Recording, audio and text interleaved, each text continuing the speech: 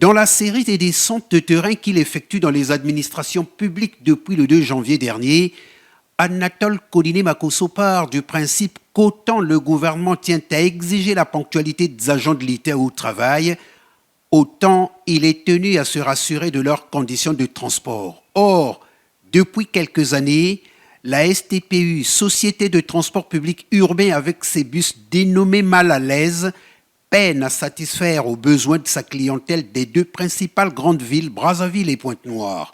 Chargée d'améliorer la circulation à faible coût dans ces deux périmètres urbains, la STPU a du mal à relever ce défi. En même temps que nous prêchons l'amour au travail, en même temps que nous prêchons la rigueur, l'assiduité, la ponctualité, nous devons nous assurer nous-mêmes que les travailleurs bénéficient des conditions optimales de transport.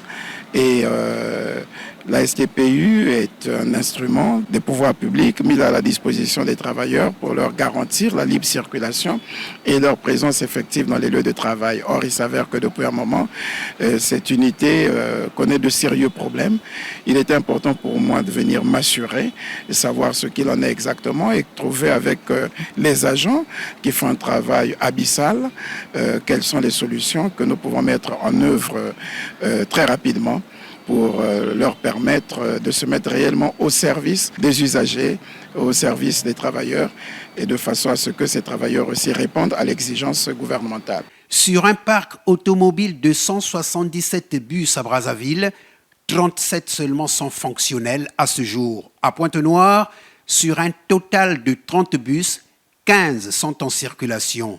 Des statistiques faibles, trop faibles. Il y a même des lignes qui sont supprimées et je peux comprendre parfois les difficultés qu'ont les travailleurs de partir de leur lieu d'habitation au lieu de travail. Surtout si le transport privé s'illustre par des phénomènes de demi-terrain, il est difficile pour un travailleur de se retrouver à l'heure à son lieu de travail. Mais ce n'est pas une raison et que les travailleurs constatent qu'en même temps que nous comprenons leurs difficultés, que nous nous efforçons à trouver des solutions, en même temps, eux aussi doivent fournir davantage d'efforts pour remplir correctement leur office. Après avoir attentivement écouté et suivi les explications des responsables de la société, le chef du gouvernement les a invités à faire preuve d'ingéniosité et leur a dit que l'État va les accompagner afin que ces bus en panne soient vite mis en circulation.